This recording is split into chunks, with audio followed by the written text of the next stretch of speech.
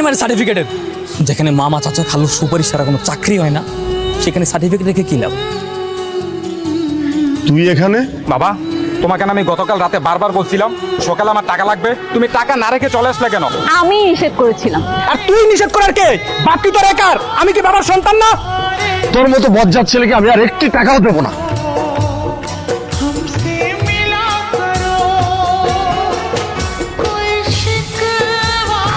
আমি অফিসে গেলাম টাকা আনতে, আর আমি খুব তাড়াতাড়ি আমার সম্পত্তি আমার নামে চাই। এই তুমি কি মানুষ? দেখতেছো না বাবা অসুস্থ, বাবার গায়ে হাত কেন তুললে তুমি? অসুস্থ অসুস্থ করে তো 6 মাস ধরে মরতেছে না, মরলে তো আমি আমার ভাগের সম্পত্তি পাইতাম। আমার আপন বড় ভাই, আসলে আমার ভাইটা নেশা করে, তো নেশা করতে গেলে তো টাকা লাগে, আর বাবা যদি টাকা না দেয় তখন বাবার সাথে খারাপ আচরণ করে। ছেলেটাকে চা নাস্তা কিছু দে। আমি আপনার জন্য নাস্তা বানিয়ে দিচ্ছি। সার্টিফিকেটগুলো পুড়িয়ে ফেললেন যে?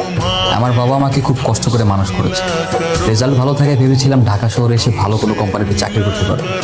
শত চেষ্টা করার পরও কারো কোনো সুপারিশ না থাকে, কোনো চাকরি কপালে দেখুন। আপনি কি চাকরি করবেন?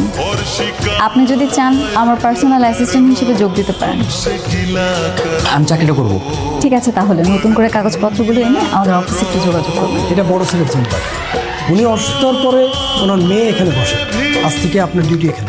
এই ম্যানেজার, আমার বোন কোথায়? কাল আমি টাকা পাইনি, আজ আমি টাকা ছাড়া এই অফিস থেকে যাব না।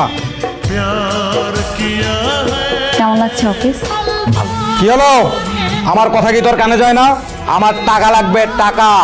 আমার কাছে কোনো টাকা নেই। তুই কি আমার সাথে চালাকি করিস? আমি তোর বড় ভাই, টাকা না পেলে আমি এমন কিছু করব তুই কল্পনা করতে পারবি না। কি করবে শুনি? বাবাকে বালিশ চাপা দিয়ে মেরে ফেলবো। বাবা মারা যাওয়ার পরে আইন অনুযায়ী এই সম্পত্তি ভাগ হবে, তারপর তো তুই আর আমার ভাগের সম্পত্তি মেরে খেতে পারবি না। তোমার এত বড় সাহস, তুমি বাবাকে? চোখ রাঙিয়ে কথা বলবি না, আমি তোর চোখ রাঙানো ভয় পাই না। আমার টাকা লাগবে, টাকা লাগবে, টাকা। শুধু শুধু ঝামেলা করে লাভ নেই, তার চেয়ে বরং তারিখ ভুল করে বা যেভাবে সিগনেচার করলে ব্যাংক থেকে টাকা তুলতে পারবে না সেভাবে একটা ভুয়া চেক করে তাকে দিয়ে দিন। ঠিক আছে, বাবার অবস্থা একদম ভালো না, আর এইদিকে ভাইটা সারাক্ষণ মাতলামি করে বেড়ায়, কিছু আর ভালো লাগে না। ম্যাডাম, আপনাকে ভেঙে পড়লে চলবে না, আপনাকে শক্ত হতে হবে। আপনি যদি ভেঙে পড়েন, আপনার বাবা, আপনার ছোট ভাই, এদেরকে কে দেখবে বলেন? আজকে দুপুরে তাহলে তুমি আমাদের বাসায় লাঞ্চ করবে?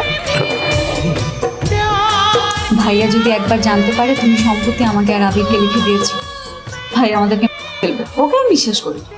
আচ্ছা, তুই কি আমার বোনকে বিয়ে করতে চাস? হ্যাঁ, তোর বোনরা যদি আমি বিয়ে করি তাহলে তো লাভ আছে। কি লাভ? একটু খুলে বল। লাভ বুঝলি না? তোর বোনরা আমি বিয়ে করলো, ওকে আমি যা বলবো কিন্তু সব শুনবো, যা করতে বলবো তাই করবো। আবার তোর যখন টাকা পয়সা লাগবে আমি বললেই সঙ্গে সঙ্গে তোর বোন দিয়ে দেবো। বন্ধু, বুদ্ধিটা খারাপ যাস না। বাবা, তোমার শরীর কেমন? তুই এখানে কেন? বাবা, আমি তোমার কাছে ক্ষমা চাইতে এসেছি। হ্যাঁ গেল, ওকে ক্ষমা করে দিন। ও আসলে আর কখনো উশৃঙ্খল জীবনযাপন করবে না। আমার বন্ধু সাব্বির আমাদের আখিকে খুব পছন্দ করে, তাই আখির সাথে কথা না বলে সরাসরি তোমার কাছে নিয়ে আসলাম। ঠিক আছে, আমি আখির সঙ্গে কথা বলে দেখি। আর এরকম দুষ্টুমি করবে আর আমাকে খোঁচা মেরে কথা বলবে? বলো। ছাড়ো তো, ব্যথা হচ্ছে তো। আমি তো লাগার জন্য দিয়েছি, বলো এরকম করবে আর কখনো? আচ্ছা, আর করবো না, সরি।